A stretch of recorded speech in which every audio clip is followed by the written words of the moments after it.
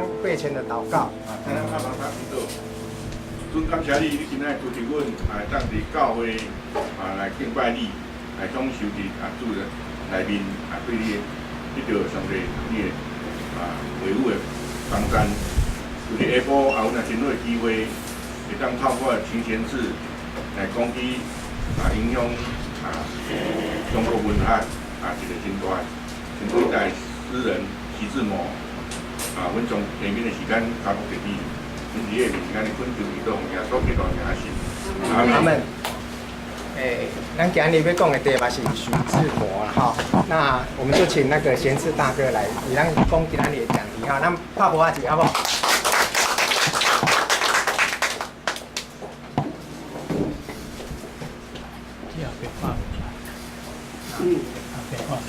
我哋今仔要讲的吼，差不多是拄啊100年前的故事。按100年前开始讲。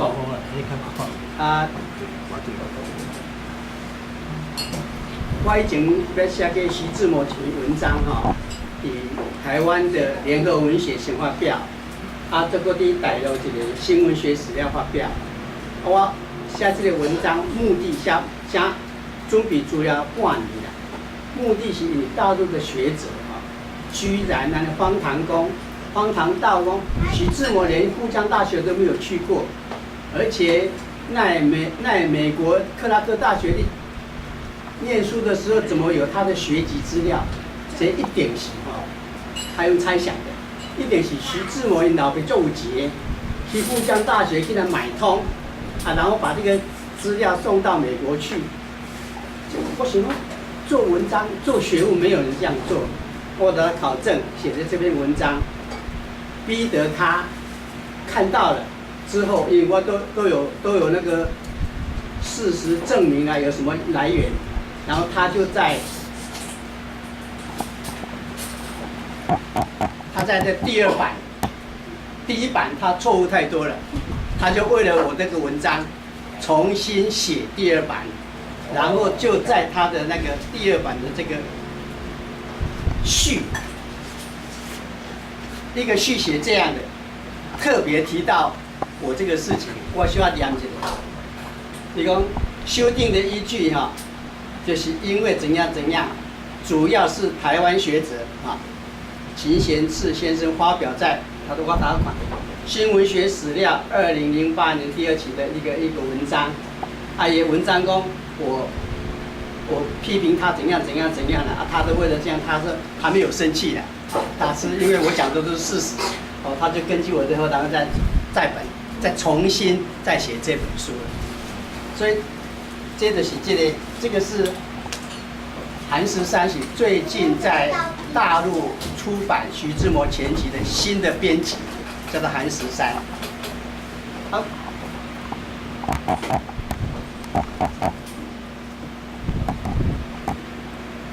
我对这个徐志摩跟这新月派，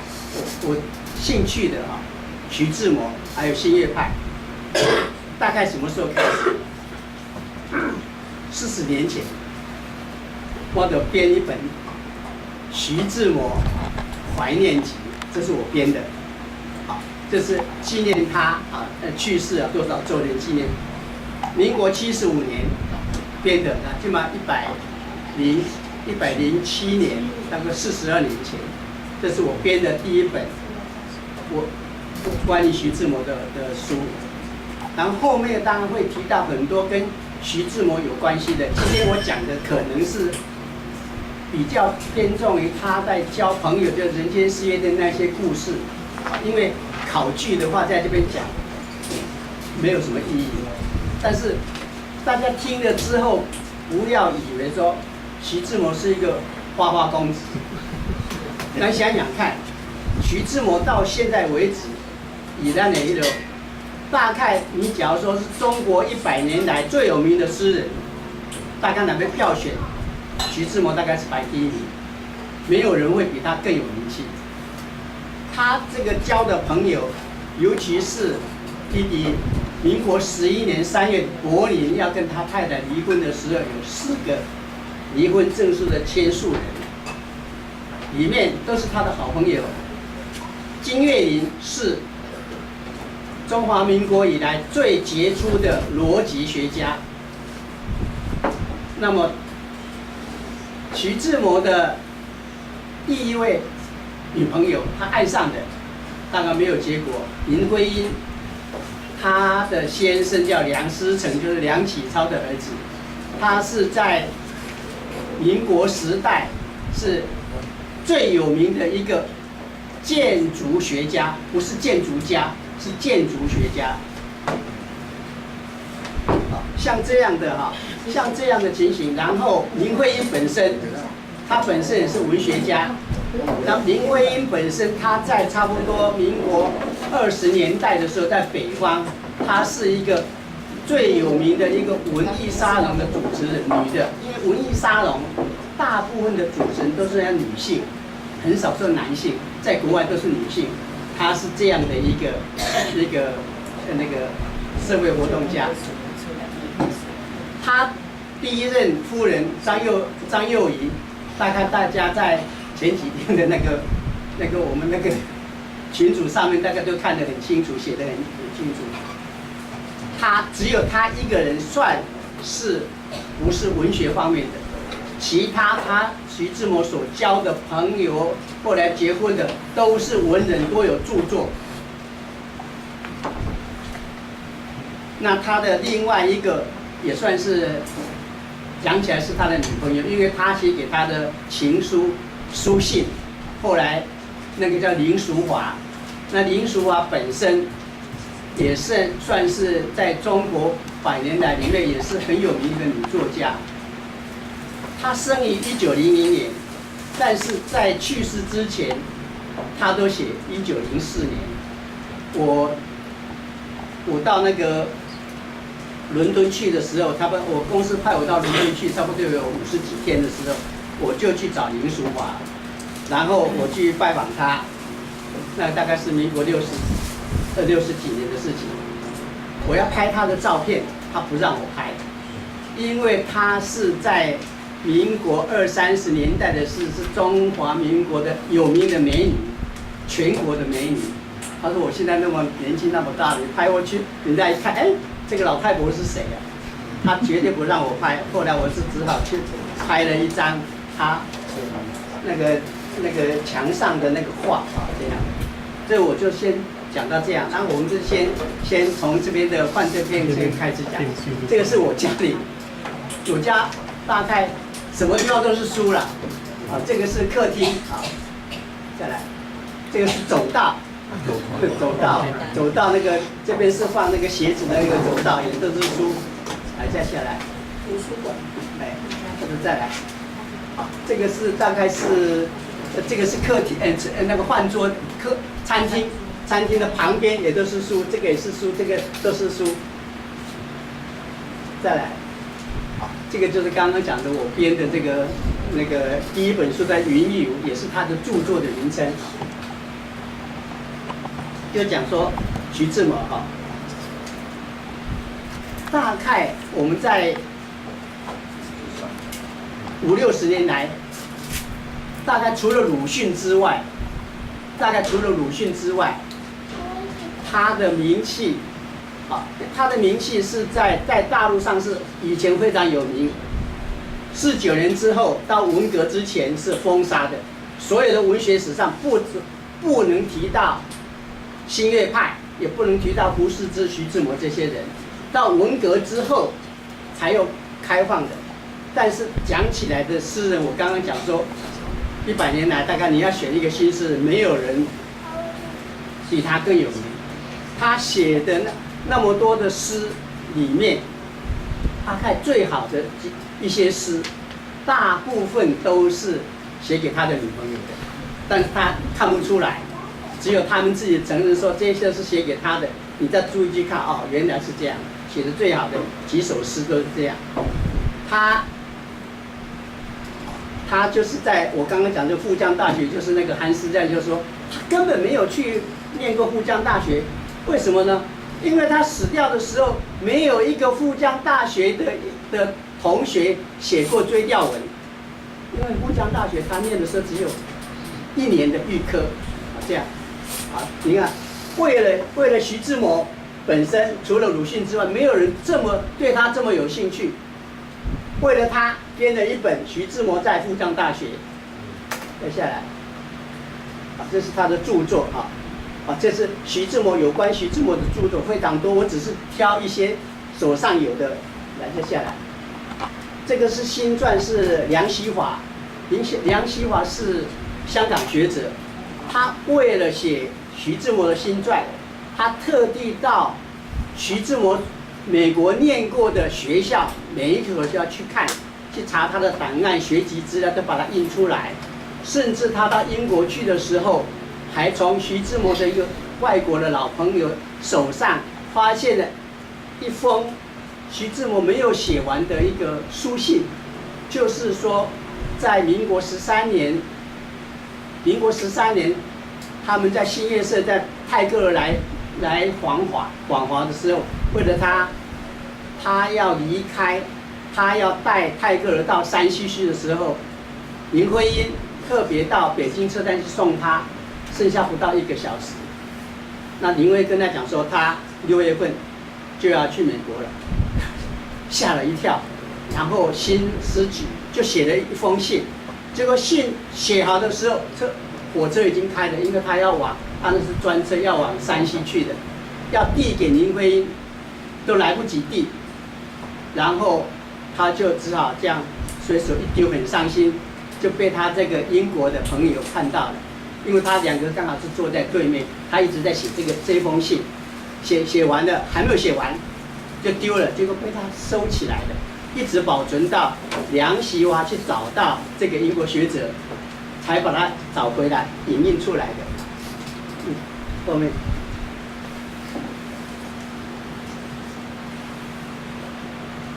这个是部分的一些徐志摩的日记啊，未刊的也有，还有已刊的啊。再来，这个都是徐志摩的传记的，非常多人写，那么多人，大陆也写，台湾也写啊。再来，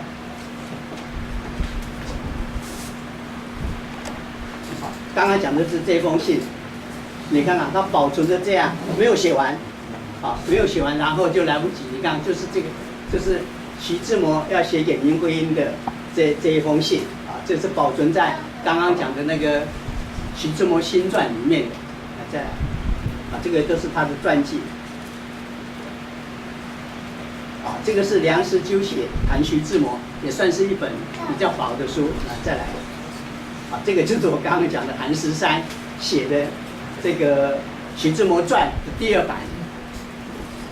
这个中间就是有划掉的，就是因为我跟他批评，他只好被迫重新再改写。那大陆上现在也就是根据我的资料重新就加上去的，说复将大学有了。那当然最后那是刚刚那个讲复将徐志摩复将，他是2年前才出版的，在以前之前没有人知道，是我提出来的。然后这个证据是再来，就是这个复将大学是2年前才出版的。你看，为了徐志摩，他写了一篇文章，叫做《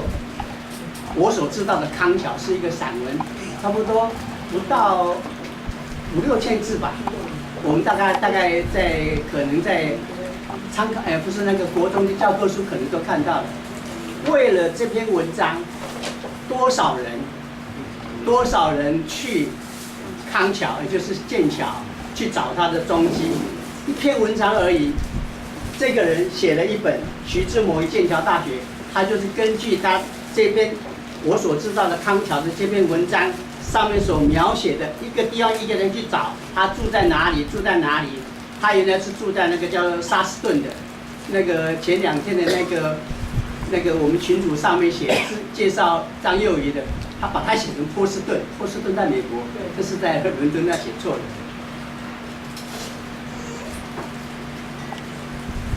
不止这样，这是一个女孩子的一个喜欢去旅游的。这个，他讲跟徐志摩去流浪，他流浪不是美国的，因为徐志摩到美国是念2个大学，一个叫克拉克大学，一个叫哥伦比亚大学。但是因为他没有写这两个学校的事情，他只写我所知道的康桥。他也就是为了这样，根据他这篇文章，一个地方一个地方一个地方去。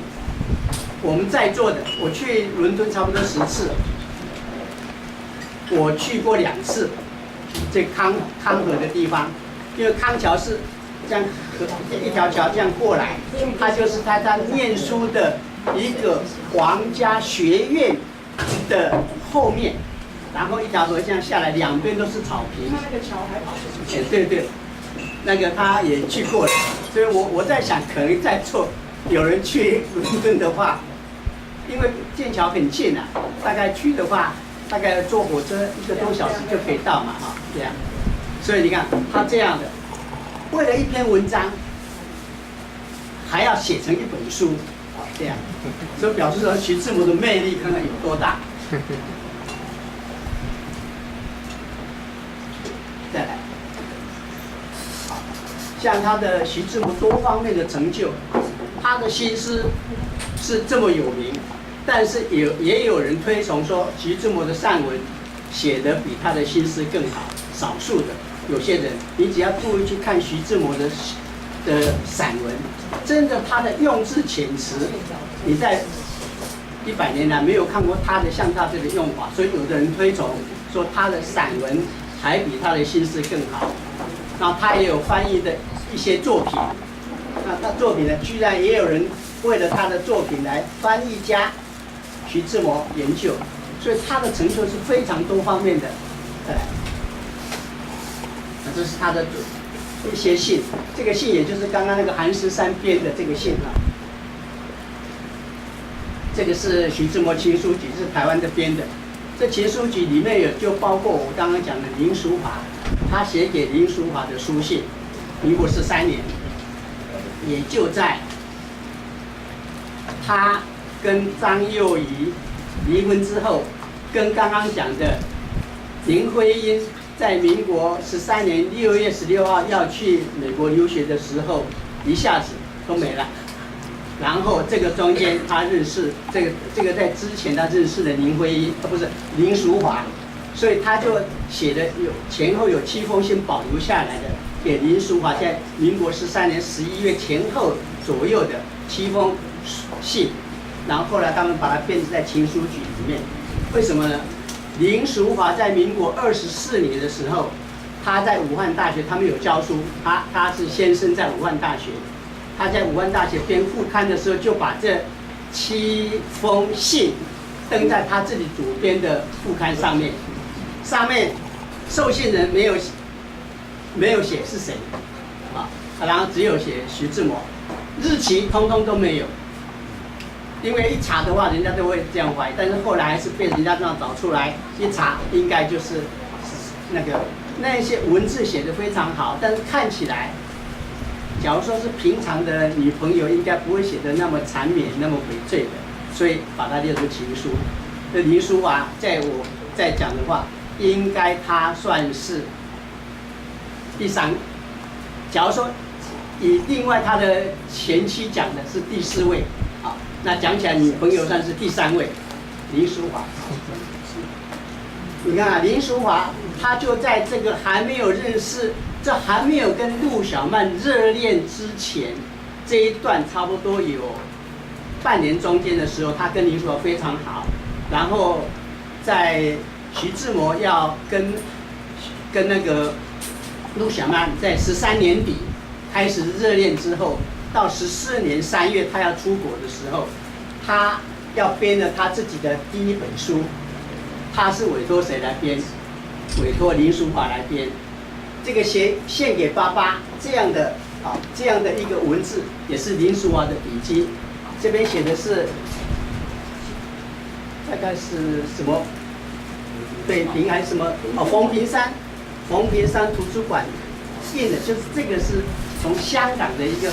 很旧的一个图书馆冯平山图书馆影印出来的，要把它再重印的。这个字也是林淑华。那么林淑华后来是非常，就是我去伦敦去拜访过的林淑华，她是生于1900年，少徐志摩4岁，但是在他去世之前，一般的资料都讲说他生于1904年。然后我去伦敦要回来的时候，就是跟他吃过完，他在家里请我吃饭，然后他送给我2本书，是英文写的，这是古韵，所以他在这个中国作家里面能够用英文著作不是很多，因为他是到英国去，他写了一本古韵，他说请我带回来台湾2本，一本给张秀雅女士，她认识的。一本是给叶公超，我从这里面的蛛丝马迹知道，大概林淑华，因为林淑华在民国15年7月份嫁给陈希莹的时候，叶公超刚好从欧洲留学回来，不可能认识他。然后在9月份的时候，他到北京大学去当英文系的老教授的时候。陈希莹是系主任，就是他的先生，所以他以后才认识，所以他们很熟。以我的感觉，可能叶公超算是他一辈子最喜欢的人。你看看林淑华，他保存有那个徐志摩写的这个英文的那个写的那个英文的信，他早期用英文信写，那个信后来就保存在林淑华手上，林淑华谁也不给人家看，但是偏偏叶公超有看到，就表示说他们感情非常好。你看，一直到他那么晚年的，送2本书，一本是给叶公超，所以我才感觉上叶公超应该是他最喜欢的一个人，所以我也在这个是差不多几年前。民国68年，刚好68、100，差不多40年前，我帮叶公超编了一本这个散文集，这是我编的，然后在弘化出版。这里面，刚刚这个我夹在这边，这个是我记得林淑华的那个家里的那个墙壁上拍的那个他的画，因为林淑华后来他写小说、写散文，他也是画家，所以这个是他的一个画，我就只好拍这个。时间是民国69年5月24号晚上。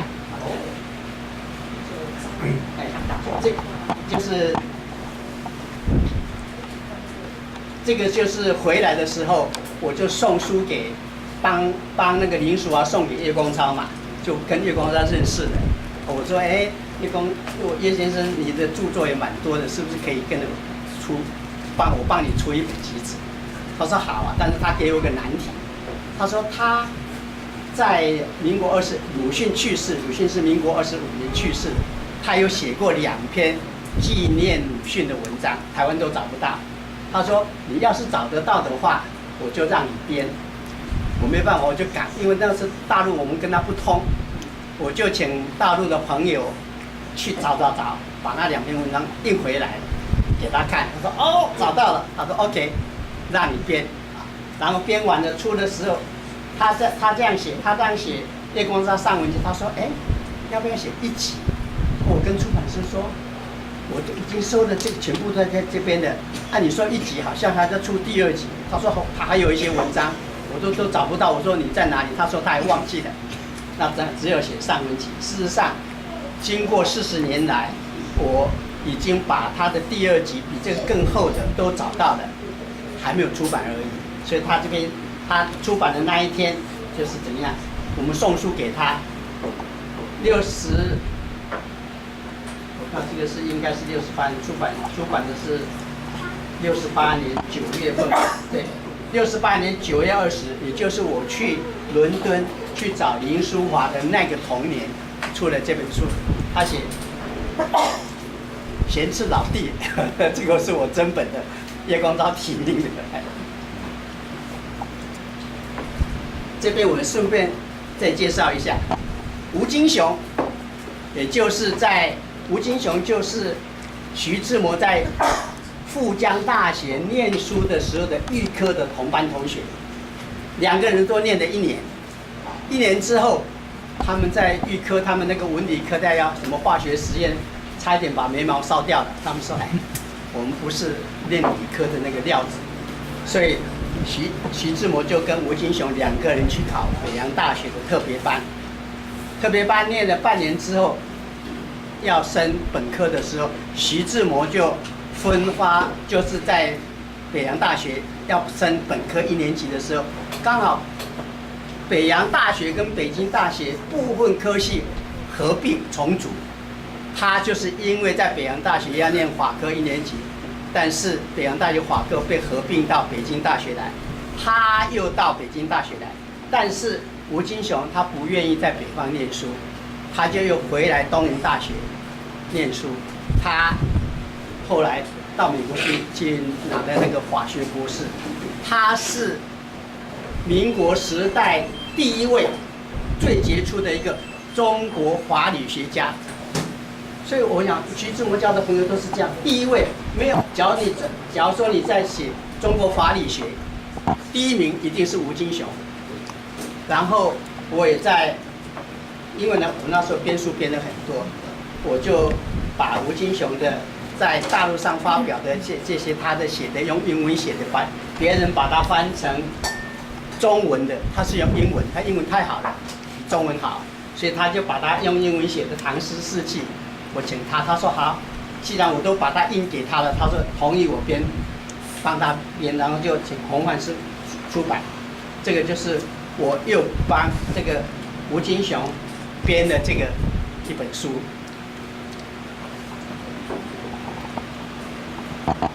在书里面讲到这个，还有一个袁昌英。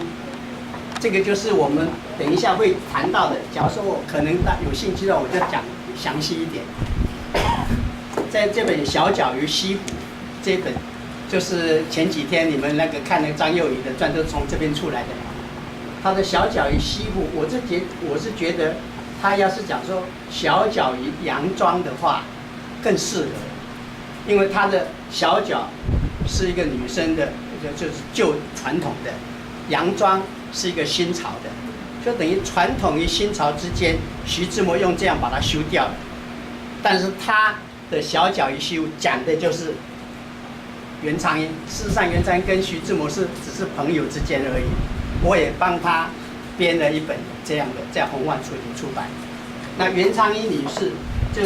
等一下我再讲啊，就是小脚鱼西湖的这里面的一个主角叫袁昌英。再过来。这个是徐志摩的照片，我想应该蛮帅的了。他有很多照片，再来。这个就是小脚鱼西湖，等一下我们会再谈下去的。再来，这个我也认识他，这个作者丁元昭，在上海的女作家，她写的就是在现代与传统，就是刚才那个传统之讲小脚。那个西服，因为西服我们听起来好像是男生穿的那个，是要是用洋装的话会比较适合，就是现代，啊，这个是这样，好，再来，啊，这个就是这个照片大家看一下，因为张幼仪到英国去的时候，他当时从上海，当时要到民国10年左右要去。大陆到欧洲大陆都是要坐船，船都是由上海出，然后到马赛去，大概时间35天到40天左右就可以到马赛。马赛的坐夜车到巴黎12个小时，然后巴黎到伦敦是坐火车到巴黎的这个多河海岸，就是英国是多河海岸，他从这边过去。坐船从巴黎坐火车开始到海岸，然后就现在的那个海岸现在有渡轮了，不是有那个海底隧道了，当时没有。然后到多河再搭火车到伦敦的维多利亚车站8个小时。这个就是张幼仪应徐志摩的邀请，他到欧洲去，然后他到马赛下车，第2天到巴黎去，花了几天的时间，赶快去购买一些洋装。他穿的这个都是当时都穿的那个洋装，而且在欧洲的时候流行是你一定要戴帽子，所以他也都戴了帽子。这个就是他们的当时在巴黎拍的照片。再来，这个是张幼仪的差不多老年的中老年的那个照片，看起来是蛮有福相的，这样的是企业家，只有他一个人不是文学家，徐志摩。这个是林徽因，这个作者也是我也是认识，因为我写的很多这样的文章，所以跟大陆的这些研究，这个都变成好朋友。这个也是他作者送给我的，这样的林徽因。这个是里面的，这是梁从诫，就是林徽因的那个儿子。再来，这照片，这个林徽因的照片，他17岁的时候到英国去，18岁认识的徐志摩。啊，这个是他年轻的时候啊，18岁啊，年轻的时候都17、18岁啊，这样哈。但是他的最大的功劳是造就了一个100年来最有名的诗人。徐志摩从来不写新诗的，都写旧诗。他研究的是政治学方面，他想要做一个财政学家，但是为了林徽因，他在民国11年写的第一首新诗，就开始又一直写，变成这么有名气的。功劳是谁？为了林徽因。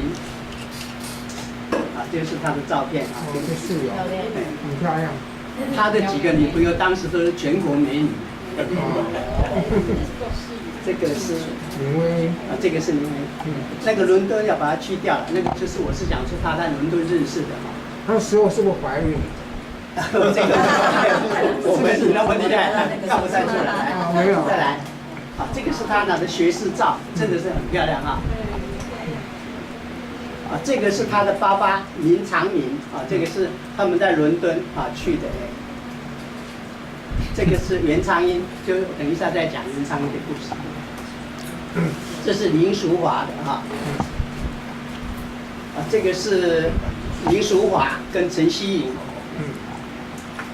啊，这是陆小曼。陆小曼大家都很知道，这个太有名的啊。啊，这个是啊，再来在下面。这个也是陆小曼。这个是他们的结婚照。这个是结婚之后的，这个是蜜月中的。这个是他写的《爱美小杂》，因为陆小曼本名叫陆小梅，啊，然后他后来改名叫小曼，所以他《爱美小杂》是他的日记。这个是陆小曼的作品，他的传记啊，这样作品。小曼，所以陆小曼本身，你看到他好像说是一个好像当时好像是一个交际花。全国有名，30年代上海最有名的交际花是陆小曼，还有一个叫唐英啊，也是徐志摩的好朋友。那他本身后来他有著作，就陆小曼也有著作，也是画家，所以他的作品啊，我这边带了一本啊，他的自述自画，有很多画，这个可以传给大家看。好，再来。这个是民国13年，这个中间是泰戈尔，泰戈尔那个是印度诗人，大概在民国3年拿到诺贝尔文学奖，是亚洲的第一人，所以当时他写的那个用英文写的新诗，大家年轻人非常喜欢他，所以徐志摩就是被那个授权邀请他来中国讲学1个多月的时候。他要负责陪着徐志摩从上船到回去的时候，从下船到回去的中间一直要陪着他。然后他们在北京的时候，就是在北京的时候是2个人负责，一个是林徽因，一个是徐志摩。结果本来徐志摩跟林徽因中间就因为林徽因订婚了，跟梁思成订婚了，已经说。知道说啊，这样没有希望，所以跟他本来是慢慢的疏远的时候，忽然间为了泰戈尔来，全北京都知道他们2个人，因为只要泰戈尔每天去演讲，他们2个每天陪着他，报纸上每天登到这个林徽因的未婚夫不紧张，他的老八也不紧张，是梁思成不是梁启超算是他的未来的公公紧张了。说这下子会忽然惨了，就赶快在他们在4月份这个时候，就赶快把他女儿跟儿子跟这个未来的媳妇赶快送到美国去念书，把他们断开来。这个是他们在北京那么有名的一个照片。这个是因为泰戈尔身体不是很好，就在4、5月当中，我这边有写。他们到清华大学去休息一下，那么这主要是清华的一些人来接待泰戈尔。这边有这个是应该就是徐志摩这是林徽因，这是泰戈尔然后这个是林长民然后这个是张新海，这个是他的爸爸林长民嘛，这是张新海，这个才是梁思成这个张新海本身也是留学清华的，跟徐志摩同一班船去的，去美国留学的，不同学校毕业，但是刚好同一班船去的，也回来的，是当时的清华跟北京的教授。那徐志摩当时也是北京英文系的教授。他也是北京英文系的，所以他们认识，但是也在清华教书。张新海后来是成为中华民国的一个外交家，然后曾经住过大概是西班牙啦、葡萄牙的公使之类的，后来在美国死掉。在美国常住在美国。张新海就是在后面提到的一个新月社，为了泰戈尔演一出戏。张新海因为英文很好嘛，因为那个戏是要用英文演的，因为泰戈尔是只能够听英文印度文当然没有人会讲。他是男主角，林徽因是女主角，张新海也要追这个林徽因。你看林徽因魅力多大，他也知道好朋友梁思成的未婚妻，他也要追。所以这个是照片是这样照片到这样为止，然后我就开始才开始要讲的，时间我这稍微控制一下我就从这个生平大师这边100年前开始讲起。徐志摩1896年出生的，这里面他的能够提到的算是女朋友的只有袁昌英大他2岁，所以他这个袁昌英事实上根本不是算是女性朋友，不能讲到说是我们比较亲密的女朋友。然后徐志摩，他也是非常，就是他语言程度很好，他念的那个杭州的叫做杭州一中。就是他当时的那个大陆上都是用这样，你一个省，他就可以省立的话，他就有中学，就是省立的，就是说你省立只能够办到中学，你要大学的话，就变成有时候会私立的、国立的，就是不是你省办的，一中都是省会所在地，比如说你说湖南一中就是省会长沙，一师也大部分是省会所在地，毛泽东湖南一师就省会所在地，所以在当时的浙江有一中有一师，它是一中。那当时徐志摩刚好在清末念书，学制中学是念5年，他是最后一届的5年的。然后他在民国4年的5月份，杭州一中毕业，第1名毕业班长，然后毕业那一年他就考取那个北京大学预科，预科当时要念法科的话，他是法科的话要念3年的预科，4年的本科。假如说他要在北大念下去的话，要7年之后，像陶希圣一样，要7年之后才能够北大毕业，法科毕业。那他已经年纪多大了？20岁才进入那个北京预科，27岁他想说这样不行，他后来刚刚讲说，他就刚好那一年就回来跟张幼仪结婚，结婚的时候是应该是11月就是11月结婚，结婚了他不想回去北京，因为你知道在南方的人哈，到北京那个北京太冷了，我就去过，我有一年是11月份、12月份去的时候，我以后从来不敢12月份去北京，那种袜子穿3双，然后整个面包起来，那个风沙吹过来，痛得要命，耳朵都要包起来，这样的类似这样的冷，所以徐志摩不想去了，然后就要想到上海去教会学校念书，他就考取了那个复旦大学，先念预科1年，就跟吴金雄是同时在预科同班。吴金雄是宁波人，所以他是在宁波的一个教会学校，然后来复江。当时上海有两个是教会学校，最有名的当然是圣约翰大学，就是我以前讲过的林语堂念书的圣约翰大学，那是全国英文最好的。严家淦，你看严家淦是那个圣约翰大学，他没有到国外去念书，但是英文呱呱叫，因为他从小就是用英文在上课，请个假都用英文条子的。还有谁？江泽民不是圣约翰，他是交通大学。交通大学是大概上海市的英文程度第2名的，是国人办的里面的英文程度最好的，在上海。那江泽民他也是没有留过学的，然后他都有是到苏联去的这样。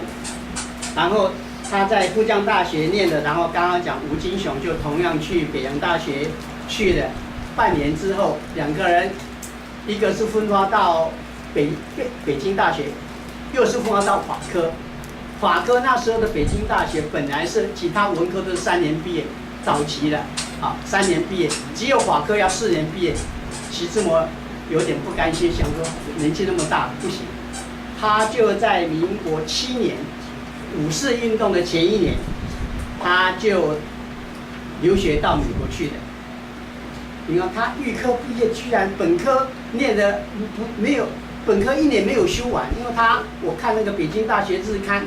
他有5门学科都要补考，就因为他根本不想念的，不想念的就赶快就要去美国念书。进入克拉克大学，李济，我们后来的一个哈佛的人类学博士，也以前的中央研究院院长，李济跟他是同班的，有4个人中国人同样进入克拉克大学。1年之后毕业，徐志摩第1名，李济第2名。李济是在清华学校念的8年的英文，都是外国人教授在教的。徐志摩杭州中学只是一个普通中学，英文不是怎样的，然后只念了一个复江预科，只念了1年，结果他到美国去，杭州中学毕业第1名，克拉克大学毕业也是第1名，就是那一班的，不是全校，就是那一班的。1年之后他又去考取哥伦比亚大学要念硕士，1年之后拿到硕士。哥伦比亚大学是当时中国人留学，中华民国就中国人留学美国的最多的学校。胡适之在民国6年从那边拿到博士学位之后，到北京大学去做教授，所以他到这个哥伦比亚大学念的1年的时候的这个拿到硕士，他想要念什么呢？他的爸爸一直希望他去做，他的英文名字叫哈密尔顿。哈密尔顿是美国不知道第3任还是谁的那个总统，就是当时美国报那个钞票里面不晓得是哪一个人是哈密尔顿，就是他的就是财政学家，美国财政学家，他自带这样，所以英文名字叫哈密尔顿。然后到英国去的时候，就是民国9年，因为他7年去，1年就8年毕业，1年就拿硕士9年，9年的9月份去。从纽约先到巴黎去，当时坐船多少天呢？7天到6天，他是7天就到巴黎，然后巴黎去几天之后，然后他就伦敦。为什么？因为欧洲的大学10月份开学，美国是9月中下旬，所以说他还来得及念。然后徐志摩到伦敦10月份进入的是一个叫做伦敦大学下面的20-30个学院里面的一个非常有名的。小英就是念这个学校的。政经学院。伦敦政治经济学院，这个，在这个学院，在他念书的这个半年之间，陈希莹从这个地方拿到博士学位，就是后来林淑华嫁给他的这个陈希莹同学。杨端六刚好他进去的5月份，他就回到上海去了。杨端六也是这个学校的，是我们等一下要讲的袁昌英的未婚夫，是这个学校的。另外2个帮他签名的，我在猜的。金岳霖，他在美国在美国哥大已经拿到哲学博士了，他又到伦敦来在念书，跟他。然后还有一个叫张希若的，也是政治学博士的这样的。他们这些人都在念伦敦念了半年之后。因为他去的时候，他想说已经留学2年多了，还没有碰到林徽因，那就想说啊，他老婆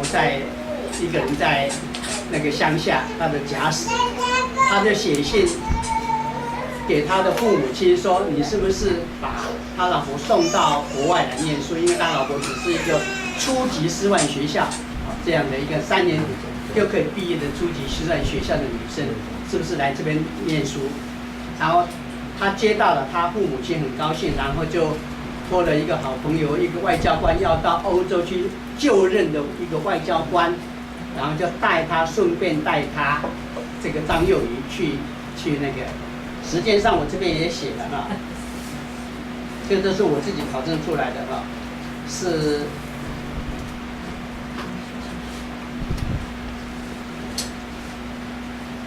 差不多3月10号，民国10年的才到达伦敦。他是当然也是一样，从上海坐船到马赛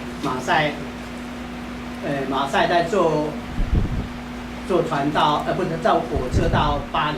徐志摩有到马赛去接他啊，然后这个他的原配张幼仪说1年凑年，因为怎样？因为我们等一下再回头再讲，他去了，然后就去伦敦，就是张幼仪就到伦敦去就找他。原来他写信去，因为来回那个信件当时都要差不多40-50天，在经过安排之后，等张幼仪来到这个伦敦的时候的这个3月10号左右的时候，在2个月前。就是1月下旬的时候，林徽因再早一年，在民国9年，他就到伦敦了，念一个中学。因为他的父亲叫林长民，也就梁启超，当时在袁世凯时代的时候，梁启超是做司法总长，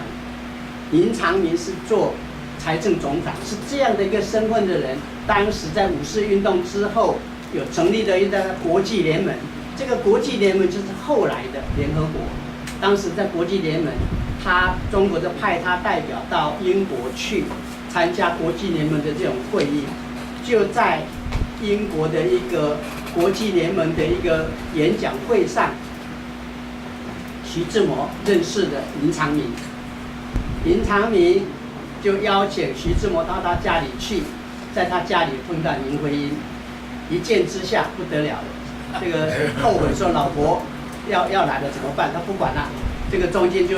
爱上了林徽因。林徽因虚岁18岁，啊，大陆上都写17岁，是用10岁的。这个中间恋爱了2个多月，哇，老婆来了，所以给他一个臭脸，他那个口述的那个是这样。然后林徽因张幼仪就跟着。说，你在这个伦敦不是很好，你是不是我们到剑桥？因为他的这个认识他的，就是他这个演讲会大会上，就这个一个狄更森主持的，就是国际联盟的英国的代表，他是3一学院的老牌的教授。他说好，我介绍你到剑桥的3一王家学院做特别生，不要考试，不要什么，你要随便怎样都可以了，我保证签个名 ，OK， 就2个人就搬到 Southern 去，然后他就变成林徽因在伦敦的附近的一个中学念书，那么张幼仪在3月份就跟徐志摩就搬到康桥去，他剑桥，但是因为他 Cambridge， 然后剑桥，徐志摩把它翻成康，所以我们都讲康桥、剑桥都是同一个地方。这个时候，他当然跟林徽因怎么样，只能用通信，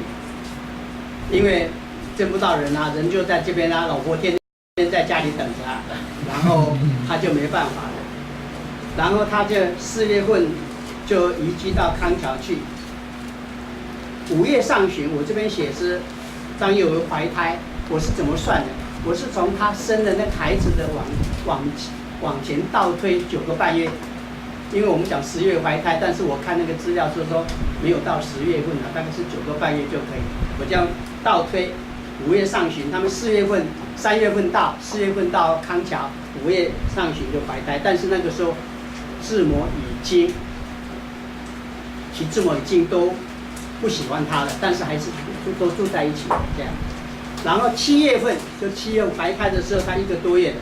7月份这个袁昌英，我刚刚讲这个袁昌英，是中国人到爱丁堡大学第一个念英国文学的第一个人。那一年，民国10年的7月份，他拿到文学硕士。但是据他们考证说，英国的爱丁堡大学是给4年毕业的大学生是用文学硕士，只有文科是用硕士，所以讲起来不是真正的硕士。这样他是这样，他们是这样讲。他那个时候已经跟那个杨端六是已经订婚了，然后他要回去上海之前，就从爱丁堡坐火车下来，第一站就会到那个康桥去。他可能当时因为也认识徐志摩这样的，徐志摩就带他去导游他的母校啦什么之类的。晚上回来，事先有跟张幼仪讲，说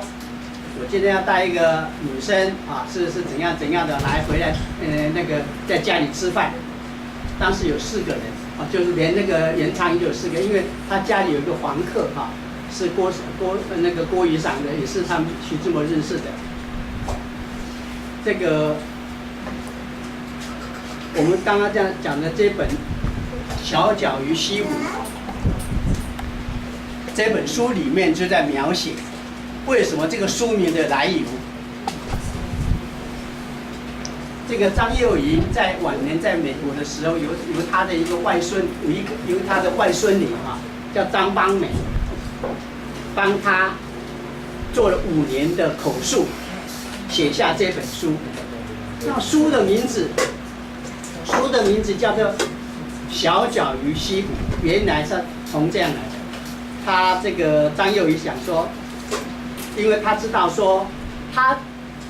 只知道徐志摩有一个女朋友，跟他通信，不知道是谁。然后今天居然带了一个女孩子来家里吃饭，还叫我做饭给她吃，这个一定是他的女朋友。他一看，仔细的端详一看，他这个脚好像是小脚的，因为他大徐志摩2岁。这个张幼仪本身说，他小时候家里要帮他挡小脚，他挡了几天就把它脱下来，所以他的脚是大脚。我不但是大脚，我还是穿的是洋装。那徐志摩怎么找了一个小脚的？小脚的这样的，那小脚就代表传统的嘛，然后他讲，因为徐志摩跟他离婚的时候是跟他讲说，小脚与洋装是不配合的，就是说不搭配的。我跟你，我是新潮的，你是传统的，所以我跟你合不来，要离婚。徐志摩的离婚是用新潮与传统的这样理由来跟他离婚，所以他这本书的名字是这样来的。但是名字他是这样没有错，但是错把袁昌英当作他林徽因，是因为他很冤枉。但是袁昌英也是他徐志摩的好朋友之一，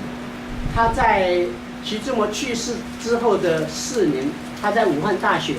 你看他们的关系多少？袁昌英，还有这个林淑华，刚刚讲林淑华跟苏雪莲，他们3个人都在武汉大学，但是2个是教授，苏雪莲跟袁昌英是教授，但是林淑华是因为他的先生是文学院院长陈希莹，所以他是眷属。那他们3个人都是文人，都很会写文章，所以叫做骆家三杰。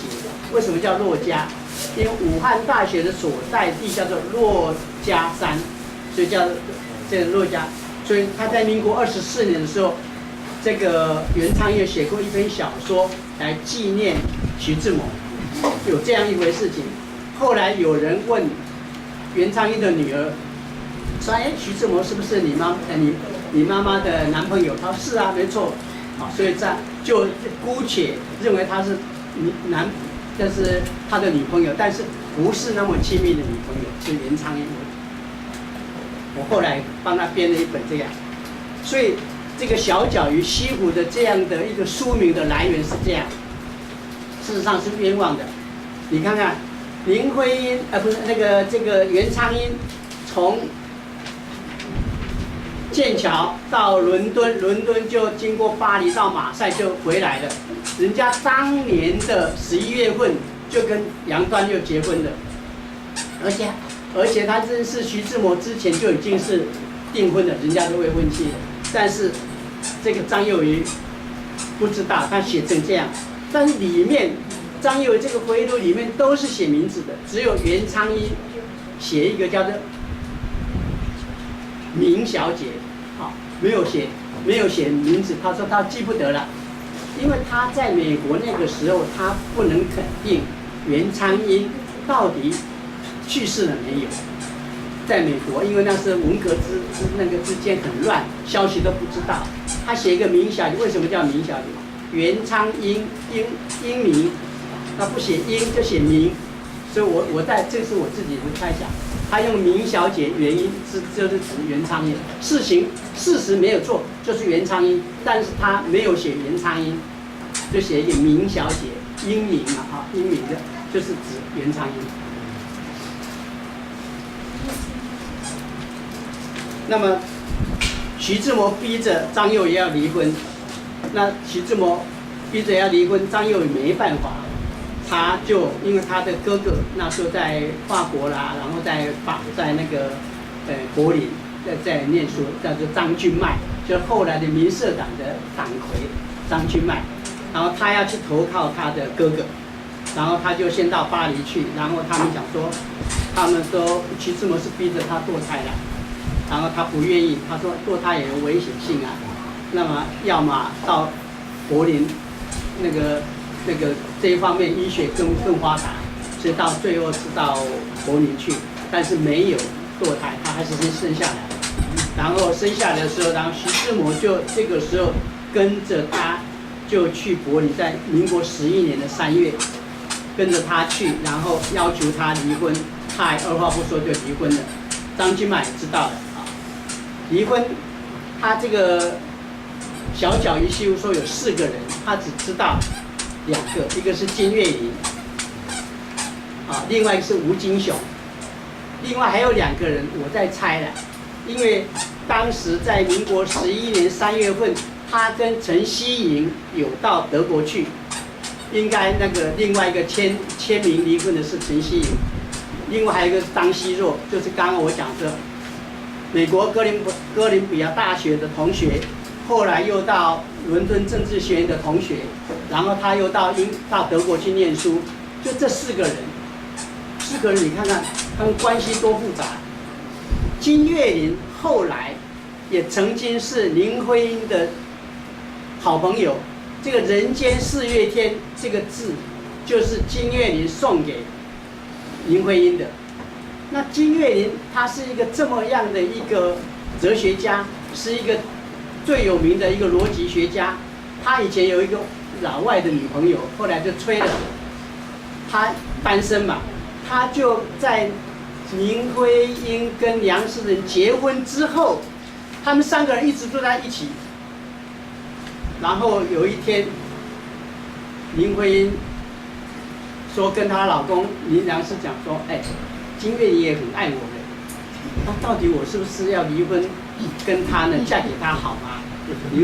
梁世祖说好吗？你自己考虑嘛，你决定我就尊重你了。结果他尊重他，结果到最后林徽因还是没有接受说离婚，然后再跟金岳霖在一起，然后就回来又跟梁世祖说，我考虑了半天一天啊，我还是大家都是这么好的朋友，不要离婚算了，还是跟你在一起。那还住在一起，一直这样住着。这样的一个金岳霖，就是离婚的这种签署人，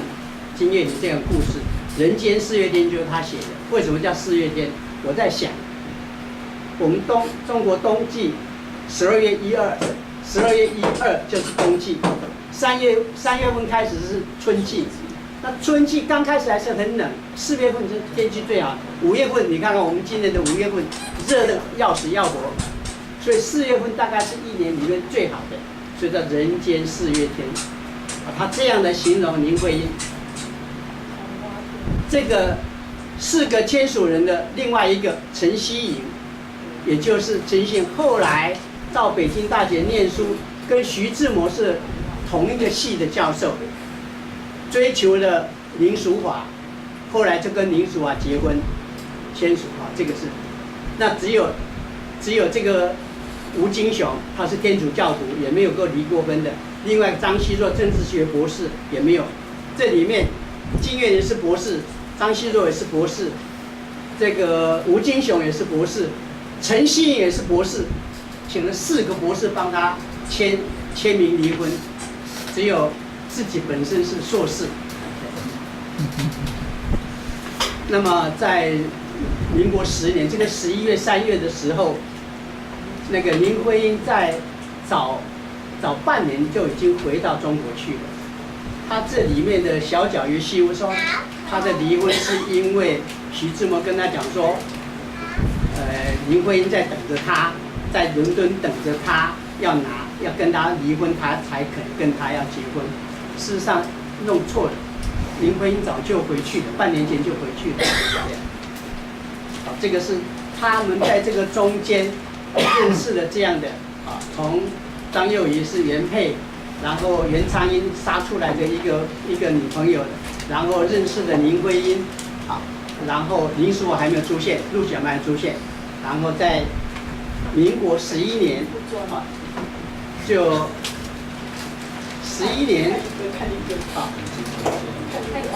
一个爱一个，但是她是美女有才华的才爱。他有才华，但是感情不专。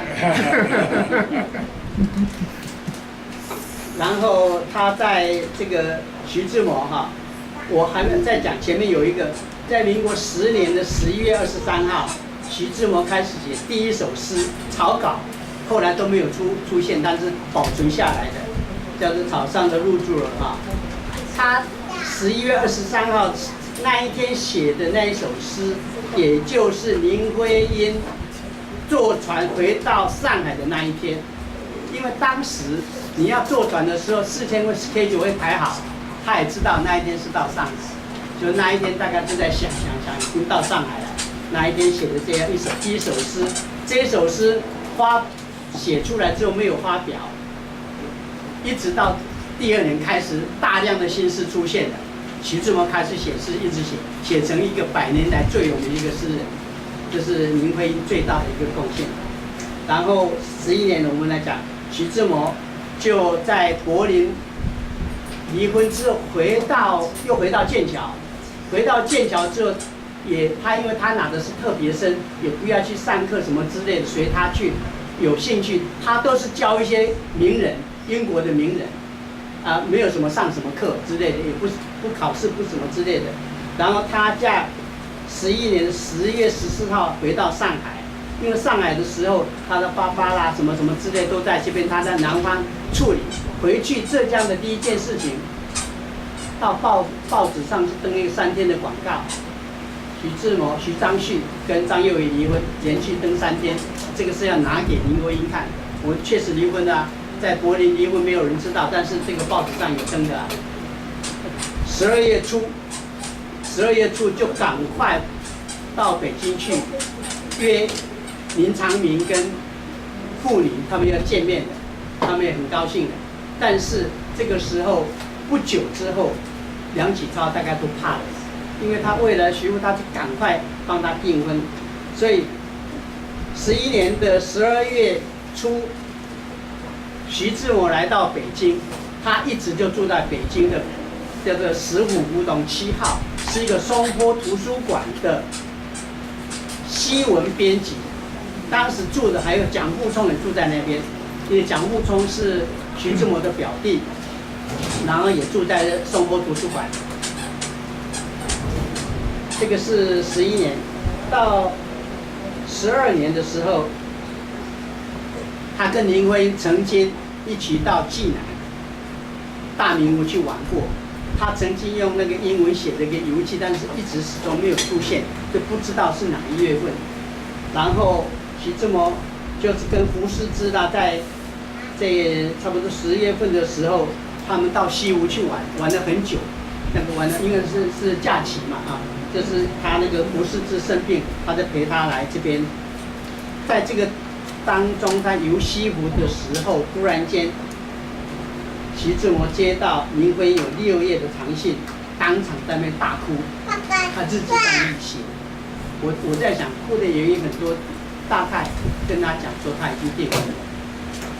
跟他讲订婚了，写了6页信，在讲说大概我不能再跟你来往什么之类的这样。这样，然后徐志摩后来就回去北京，这个时候他已经受命。胡适之啊，梁启超梁启超是他的老师哎，他拜他为师的，所以梁启超很为难，一个是自己的儿子，一个是自己最得意的一个学生拜他为生的，然后为了一个媳妇这样弄得这样，然后在那时候已经泰戈尔说早就要来了，一直拖，身体不好，拖到那个时候说好，一定要13年就要来了。所以他们在12年的12月份哈，刚好徐志摩的一个好朋友张腾春生了一个女儿，结果他女儿取名叫新月，然后他跟他讲新月，哎，徐志摩新月很好啊，泰戈尔刚好有一个诗集叫新月，说不定他这个张腾春也是因为这样的受到这个灵感，他的女儿叫做新月，然后他们就在12月份。弄了一个新月社，为什么要弄新月社？因为他们要排一出戏来纪念这个泰戈尔，所以说要一出戏的话要很多人嘛，所以他想好，我们就弄个新月社，也给泰戈尔讲说，你看看我们在中国有个新月社，专门来服侍，要来服侍你，来崇拜你，然后帮你做什么事情，新月社。然后我们再看13年是很精彩的一年。泰戈尔终于来了，4月12号先由加尔各答坐船来到上海，上岸的时候，徐志摩就开始接待他，从上海，然后又到杭州去，杭州又回来，然后又到南京。南京因为他要搭津浦铁路，津浦铁路就是南京上面的一个。下关对面叫浦口，就从浦口一直到天津叫做津浦铁路。搭津浦铁路完了，然后就再搭那个火车到北京去。23号到北京了，在北京开始，刚刚那个照片，林徽因，就是这个前面的一个照片，林徽因跟徐志摩就完全负责招待泰戈尔，因为英文要很好的。林徽因当然去英国了念书了，她在北京也是念的一个教会学校，啊，那时候那个陆小曼还没有出现，所以林徽因跟徐志摩就整天都腻在一起了。然后泰戈尔的生日是64岁而已，比我还少我11岁。那64岁的时候，他在北京，他们要帮他在5月8号晚上，新月社要帮他。演一个戏叫做《Chitra》，然后这里面我这边写，你看看多少人？林徽因是女主角，袁昌英是里面的演一个村姑，连那个林徽因的爸爸也凑上一脚，徐志摩也凑上一脚。这个我刚刚讲的张彭春，就是他女儿叫新月的这个张彭春。张彭春也是博学，也是博士，是哥伦比亚大学的博士，也是徐志摩的好朋友，是导演。布景师是谁呢？梁思成。那里面还有演员是谁？你看，我刚刚讲这个男主角张新海也在里面。另外在来宾里面，林淑华那时候当时已经认识林淑华了，因为陈希莹他们的关系，林淑华也在场。袁昌英当时是北京女子师范大学的教授，在北京，所以徐志摩也邀请他来演那个剧，他也是里面的演员之一。鲁迅啊、胡适啊、林语堂啊、梅兰芳啊，当时都在里面。陆小曼出现了。陆小曼我们知道的唯一的第一次出现，就是那一天晚上，他负责招待，然后在门口卖那种手册，一本手册要几块钱，几块钱现在等于是算是上千块了，很贵。然后中间跟他起冲突，气的就不卖了。然后陆小曼第一次是在这个出现的，这里面你看看，徐志摩的几个女朋友，通通在那一天晚上在一起的。当然，陆小曼是未来的，但是那一天出现了。张幼仪已经还在柏林在念书，因为他所以说没有，就张幼仪已经离婚了。未来的这也都在那一天出现，所以这个也是要看很多书才能够把它凑起来。这个新月社，所以后来因为新月社就是等于说是一种叫做文艺团体，然后他们允许他们当然要收那个会钱，是以徐志摩跟胡适之为主的，每2个礼拜嘛就聚餐一次。大家付钱啊，什么之类的。他们有一个会所，在另外一个胡同有个会所，上面有布置的一个像我们有一个会所，让大家来聚餐啊、谈天啊、看报纸啊什么之类的。那新月社大部分他鼓励夫妻一起参加，那这些夫妻都是文人的，所以我们刚刚提到的，除了吴金雄是一直在南方之外。其他的都是新月社的社员，都是这个徐志摩、胡适这的好朋友。那张幼仪一直到什么时候才回来呢？在2年之后就是说，刚刚我有讲，就是在新月社这个《Chitara》演之后的6月份，林徽因跟梁思成就被他老爸赶快送出国去，到美国去念书了。免得徐志摩又等一下，徐志摩连那个也插上一脚，那个刚刚讲的张新海，一个未来的外交家也喜欢上那林徽因。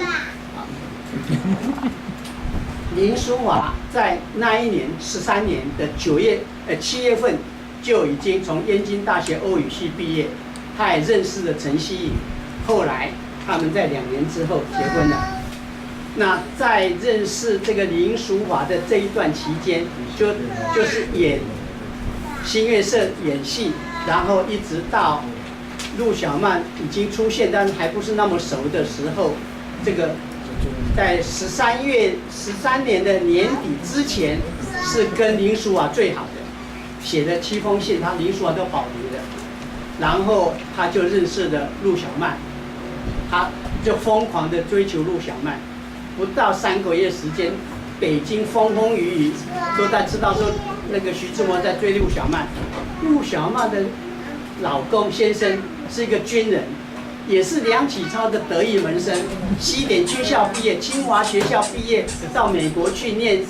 西点军校的，是最早的一个，是这样的一个军人，很有名，叫王庚。民国30年死在埃及。这个王庚是当时还在北京，他还托徐志摩说我最近要调到哈尔滨去做警察局长，我太太很喜欢你，你就帮我照顾对啊。然后这下名正言顺了，当然去照顾他，然后就热恋了，然后到最后不得已已经风风雨雨弄到好像王根可能要回来杀他，就是要避避风头的，赶快徐志摩，因为刚好也是泰戈尔又到欧洲去写信说啊我在欧洲了，你赶快来，我们来会面吧。他就借这个机会要到欧洲去会面。事实上他去欧洲的时候，泰戈尔已经生病又回去了，他都不知道，因为他英国的朋友，泰戈尔的英国的秘书，当时秘书也在热恋当中，这个秘书通知徐志摩到欧洲去找泰戈尔的那个时候，这个秘书爱上了一个美国的一个第一富豪，后来他们当然就结婚了。他忙着他自己的事情，根本就把泰戈尔已经回去印度的事情没有跟徐志摩讲，所以徐志摩还是热心的赶快从北京，他这次出发不是搭船的，干脆就搭西伯利亚铁路啊，经过苏联，经过华沙，然后经过这样就去找泰戈尔，因为这样时间比较快，10几天就到。但是你假如说海路的话，他还要到上海，还要再买船票，船票很难买，然后再去，来不及了。他去的第一站，当然到柏林去，跟他的离婚的张幼仪会面。然后张幼仪想说，我是没什么事嘛，你既然要去巴黎嘛，要去意大利，我陪你去。徐志摩老大不愿意，但是也讲不出理由，说我不想跟他去。所以硬着头皮就带着已经离婚的这个老婆，就到巴黎啦，然后到意大利去。所以他有很多文章，就后来写的很多文章。翡冷翠，我们知道翡冷翠是叫做佛罗伦斯，大陆叫做佛罗伦萨，这是徐志摩发明的。他讲翡冷翠，因为他的文章写翡冷翠的一页什么之类的，所以很多文翡冷翠非常有名啊，非常好听啊。事实上，它就佛罗伦斯的意大利文，直接翻成中文的翡冷翠是徐志摩翻的，然后就在意大利，然后就这样描写。常常他跟张幼仪就在咖啡厅啊，没事啊，因为时间上很等，他还在等那个泰戈尔来。然后有时候他看着他老婆说：“奇怪，怎么徐志摩总是心不在焉？”啊，赶快每天在写信，要赶快去寄信。哦，他也知道，既然离婚了，他也这样，就是这样。然后他们第二次见面，一直到差不多7月份的时候，徐志摩也知道泰戈尔还不知道。徐志摩接到陆小曼说病危，赶快回来，因为这个中间有托胡适之代为照顾陆小曼。然后，因为他所有的信箱都是用胡适之的信箱，就他因为他的陆小曼的妈妈不赞成，但是他的自己媳妇嘛，他怎么能够说徐志摩跟他这样公开来往？所以他们两个的信件都是用胡适之，不是做他的英文老师什么之类的，由他来代转这样。7月份就赶快赶回去的，一回去才知道说。陆小曼好好的，只是想得快要生病了，然后逼着打电报叫他回来这样。那是已经14年了啊。然后8月份就7月底回到北京，8月份刚刚讲的那个志摩的诗出版了线装书，我今天忘记带来线装书，然后是志摩的第一本书。那由林淑华写的《献给爸爸》这样的书出版的，是北京的中华书局跟他代印的。然后回来之后，徐志摩就跟那个陆小曼热恋，当然是没有终止嘛，就开始写他的爱情日记啊，什么那个小曼什么刚刚你们那个啊这样爱美小杂。像类似这样，到这个年底，这个年底的时候，陆小曼因为陆小曼的妈妈住在那个上海，陆小曼要由北京要回到上海的时候，徐志摩知道，他先1、2天先在天津，因为他回来的时候叫金浦路嘛，先由胡适之帮他打听消息。胡适之跟陆小曼是同一个火车，但是到天津下来要有半天的时间，就通知说，哎，你赶快来，你要搭这个火车，跟这个火车一起下来。然后陆小曼就也是搭这个火车，所以他就徐志摩就从天津就搭同一班车到这个金浦火车站的下来，才看到哎，火车就已经没了。下来看到说哎，原来陆小曼跟都是同一个班车，然后到上海。王庚后来也调到，那王庚已经调到上海了，在谁的下面做事情呢？孙传芳，因为当时是北洋军阀，孙传芳当时势力很大，东南5省的总司令。孙传芳他在上海，那个王庚在下面办事，所以他回到后来，终于王庚在人家的劝导之下，同意离婚了。14年底离婚。那么15年的2月下旬啊，2月下旬，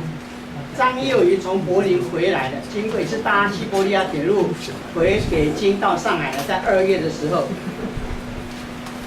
，5月27号，徐志摩写了一首新诗，叫做《偶然》。这个偶然也就是怀念这个林徽因，因为那是在美国念书。他也快要跟那个陆小曼结婚，他要跟他结婚，现在还是很思念的这个在美国念书的林徽因写的一首诗叫《偶然》。这个偶然哈，我讲了一个小故事。我大概大学毕业不久，有一天朋友请我们几个人到那个仙乐丝舞厅。就是在那个什么那个延平北路是不是？仙乐丝舞厅，然后他朋友就点了几个小姐来坐台，那是舞小姐坐台。我就发现说，哎，有一个女生看起来根本不像舞女啊，因为我们都不知道什么名字啊，我就问她说，哎，你叫什么名字？她说她叫偶然。我说，哎，偶然是徐志摩的新诗啊。她说是啊，她就非常欣赏这首诗。所以他才用偶然，而且他还是台北名校女生。我在想，因为她的气质完全不一样，我在想她可能是要做一些写作的题材，啊，灵感求题、灵感什么之类，到那边上班，然后看看人间百事什么之类，要写一些写作题材，这样的一个舞女小姐的心思，用徐志摩的偶然，这个偶然哈。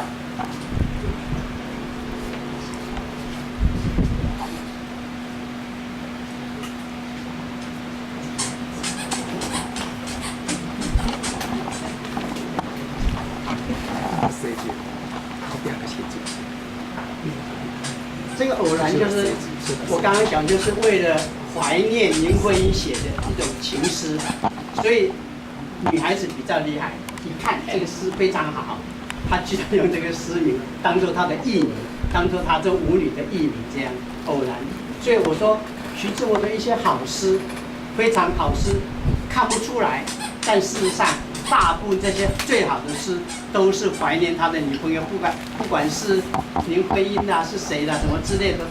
林徽因写的比较多。因为徐志摩，我感觉上他一生，他真正最爱的还是林徽因，后来也是因为林徽因而死。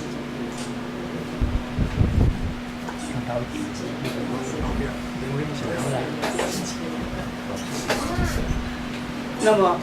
民国15年。8月14号就是农业7月初7，叫七巧节，我搞不懂了。反正七巧节是徐志摩跟陆小曼在北京订婚，然后10月3号，农历8月27，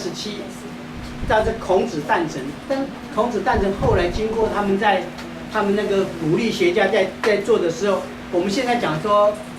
教师节是9月28号，928嘛，啊，这个是。827啊，这样孔子诞辰，就是新历是10月3号订婚，订婚的时候订婚的时候10月份订婚的时候，叶公超啦已经回来了，刚好回到北京去教，像叶公超啦、陈希莹啦、胡适之啦什么之类，连那个梁实秋也是15年刚好从美国留学回来。他也去参加，因为我从那个梁实秋上面有一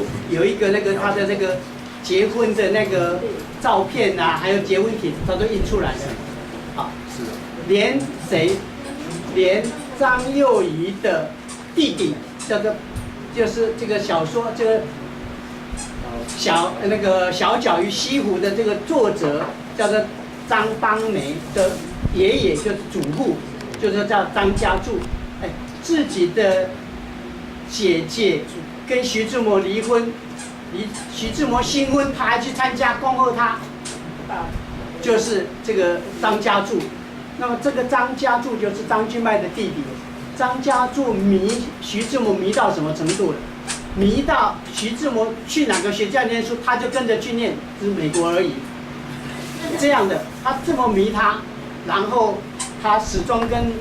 徐志摩非常好感。他们开新月书店的时候，在民国16年，开新月书店的时候，张家柱也是大股东，也是参加这样的。然后后来不是在写那个16年，徐志摩办了2个事业嘛，一个开新月书店，一个是那个一个服装店，都是张家柱都有参与的，所以张家柱对徐志摩是他的铁粉的。这样。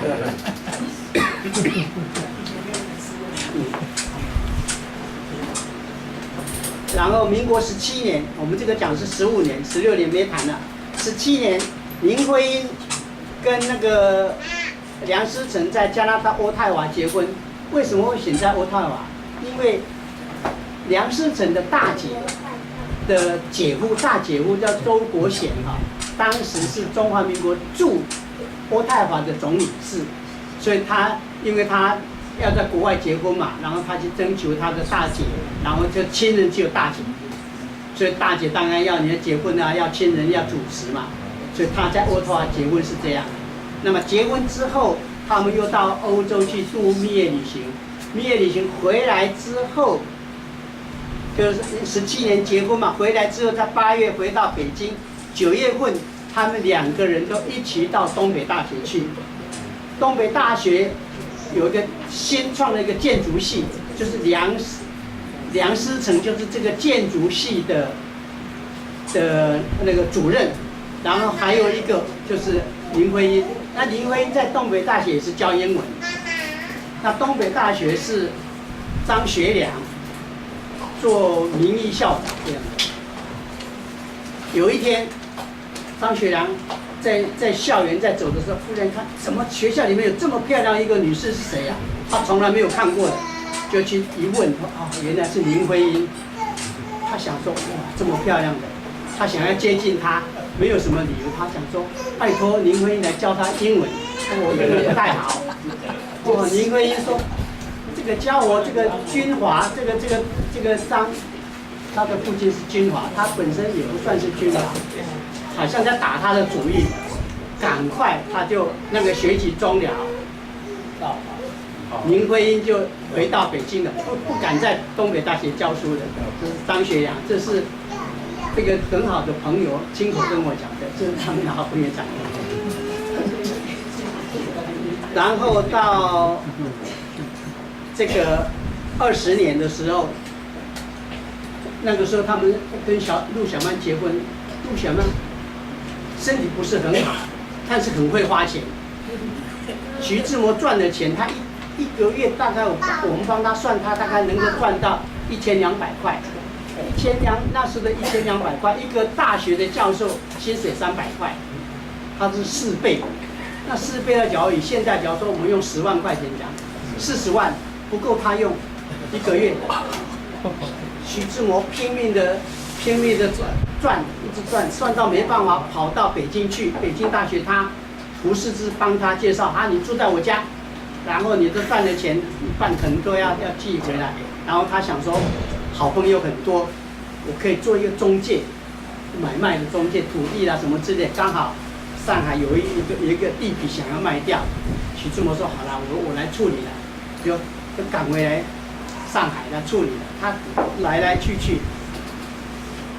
他为了省钱，回去的那一天一定要那一天回去，因为那一天是林徽因在北京协和大学的大礼堂要对外人演讲，一个美术的一个那个演讲，用英文的，因为对象都是外国人，一定要徐志摩帮他改，因为徐志摩英文比她老公好，要跟他改这个英文的演讲词。徐志摩为了改他演讲词，他一定那天要回去，所以那天一早上就搭一班飞机，他那个飞机票早就有了，是当时中华航空公司在推广出来，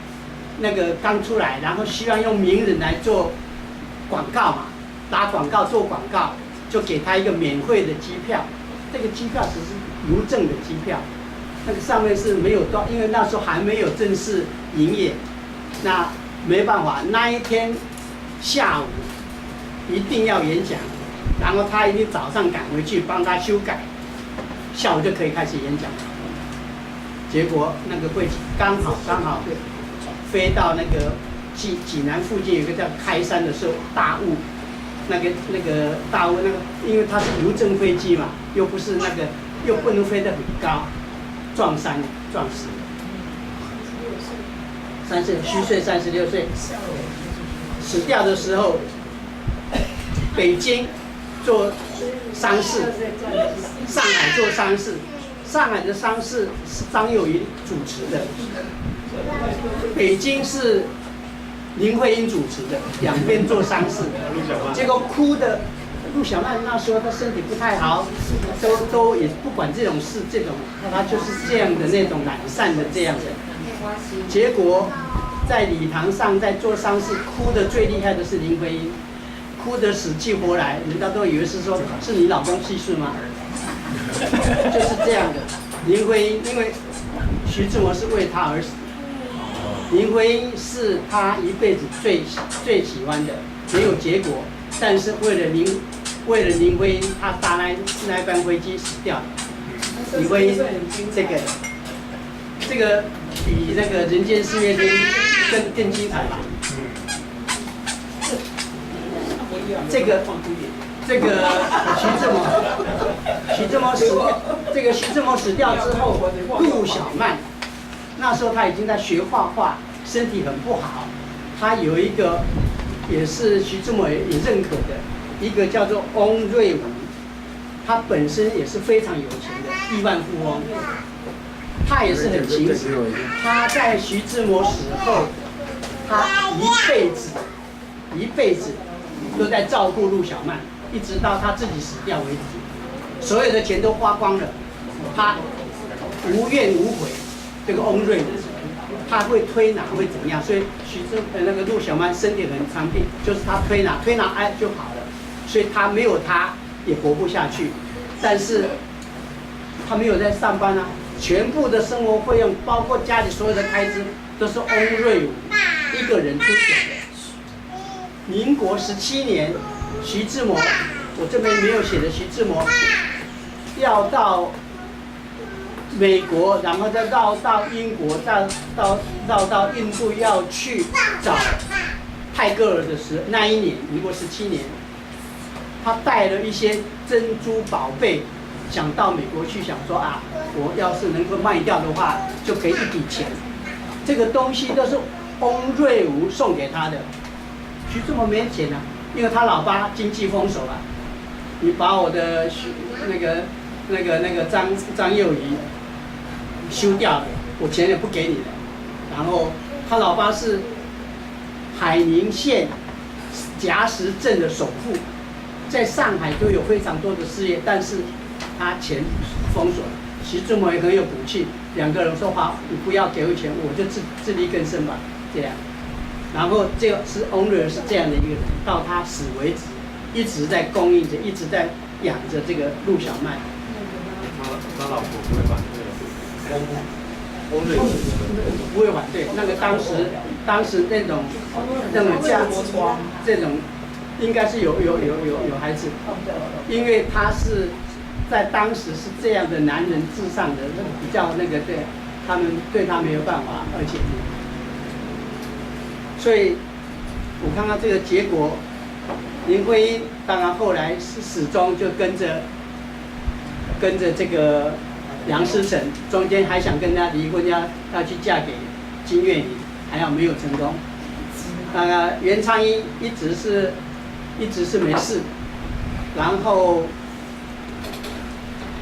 这个我们看起来非常端庄、非常可爱的、非常美丽的这个林淑华，那里面有一个照片也是很漂亮的。林淑华嫁给也是徐志摩的同学，又是同事，叫陈希莹，非常有名的。后来陈希莹的那个，但是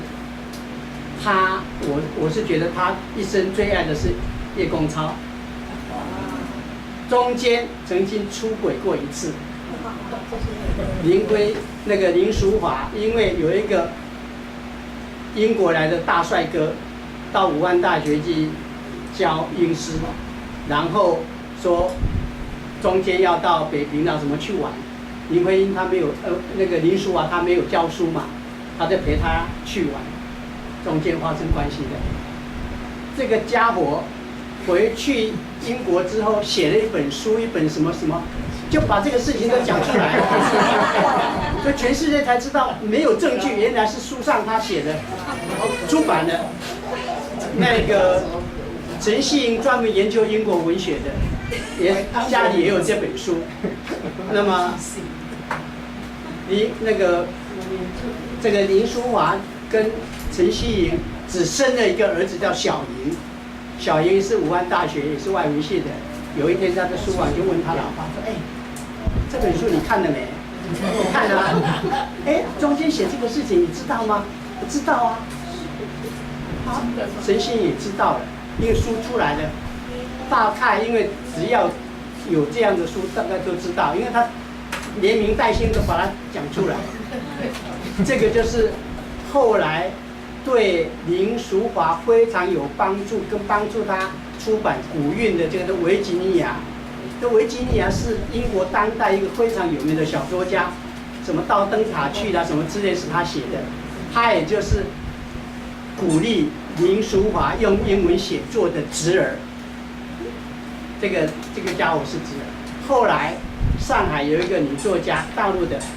就把这一段故事写成小说，叫做《红》，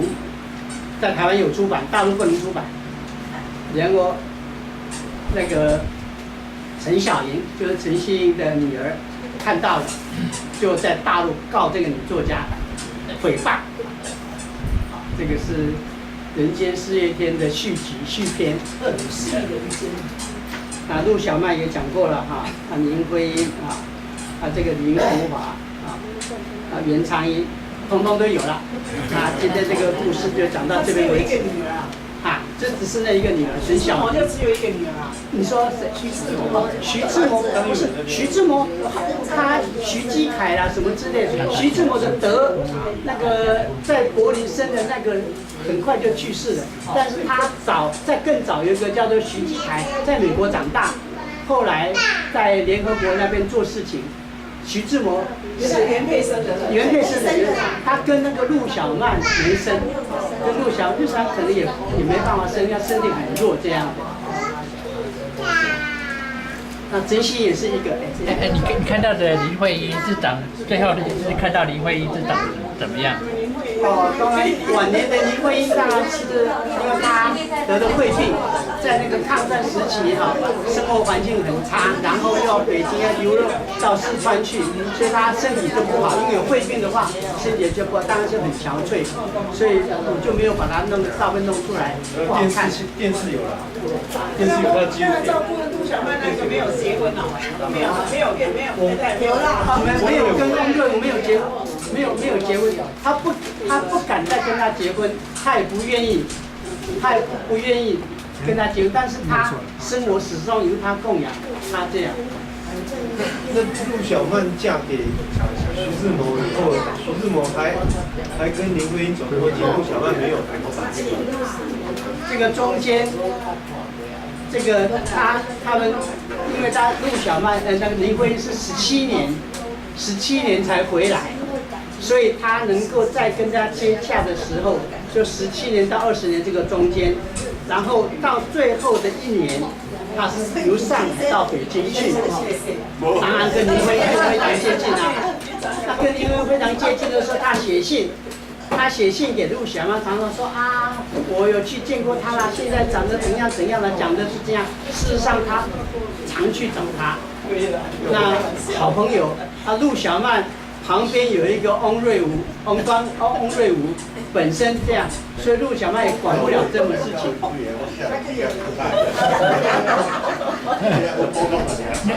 那胡适之有没有追这什么林徽因？胡适之跟陆小曼的关系是这样，因为不是在那个在徐志摩到欧洲去的这一段时间，民国14年的3月到7月这个中间，所有的信都是由胡适之帮他做的。就是说陆小曼他不能直接写信给徐志摩，因为找不到在哪里，但胡适之知道，他都丢给信箱，信箱再转给他。中间胡适之还跟陆小曼一起到北京的那个京戏院去看戏。看戏的时候还被一个北大名教授叫做吴语，就是我们只手打那个孔家店的那个吴语，四川人，写在他的日记上里面，所以有人就怀疑说，胡适之也爱上了陆小曼，因为日记上这样写，所以有人写文章说胡适之也爱上陆小曼，所以当时胡适的太太很凶啊，他不敢。胡适不敢，但是他跟他的表妹都有关系的。然后是他太太在那个陆小曼要结婚的那一次，结婚的那个时候哈，是他太太说你绝对不能去，你要去的话我就跟你没完没了。然后胡适之就没有出席那个陆小曼跟那个徐志摩好朋友这种婚礼，但是另外有一次是北大校长蒋梦麟重婚再娶的是一个他的教育系的一个老婆。那再娶的时候，这个时候那个胡东秀说你又不准去，胡适说这怎么行？我是北大文学院院长，他是北大校长，北大校长请他来做这个婚礼，他说不行，他把那个胡东秀又是把大门关起来锁起来，不让他出去，他爬墙出去，从后面爬出去就这样了，因为他不能不去。那个徐志摩那次他没去，但是这一次他不能不去。因为他不去的话，整个婚礼他都已经答应了。胡东秀是这样的一个人，然后他在就是我刚刚讲的，在徐志摩跟胡适之不是民国12年10月份到西湖去玩吗？事实上，胡适之是来找他的表妹叫曹成英，这个曹成英，所以他们这个是很熟，因为这个。对胡适之、对徐志摩，他们这些都是公开的。这个曹成英，他回去，胡适之回去北京，被胡东秀发现了。他说：“你要是再这样，我叫不是你死，我就自杀了。”胡适之没办法了，所以他从此就只能够不敢再跟他来往。但是他有一次来到东南大学，那时候那个曹成英，这个曹成英，他胡适之帮他到东南大学去念书，也是弄农学的，因为胡适之早期在那个康乃尔大学是学农的，他就帮助他在那边念书，念书之后还帮助他送到曹成英送到美国去念书。美国念书的地方，他还委托他的自己的美国女朋友住在就请曹成英住在他的美国女朋友家里，由他的美国女朋友来照顾他，以前的女朋友，胡适之这也是很厉害。然后曹成英在胡适之去世之后，然后他快要死掉的时候，他就有个遗嘱，他说我的墓你一定要把我放在这个什么地方。因为胡适之他的墓在我的后面，他回来的时候会经过我这边才回去他的墓，所以一定要情执到这种程度，他的墓一定要设在这个地方，因为说胡适之的灵魂要回去他的墓的会先经过他这个地方，才会回到那个地方。还有吗？还有问题要问的？没啊哈。完了，我们就用掌声来恭哈，他不恭喜哈，先谢大哥哈，谢谢。那两件代志报告哈，第一件事情呢，就是我们感谢那个牧师嘛，今天准备的点心牧师嘛嘞，谢谢他，不好意思哈。那第二件事情呢是，今天有那个李维仁医师的先看例如来我们现场哈，那个跑啊，现在欢迎一下。好。那最后，咱阁来唱歌来阿罗上帝哦，吟诗煞，咱请郑梅长来做结束的祈祷，好不好？好。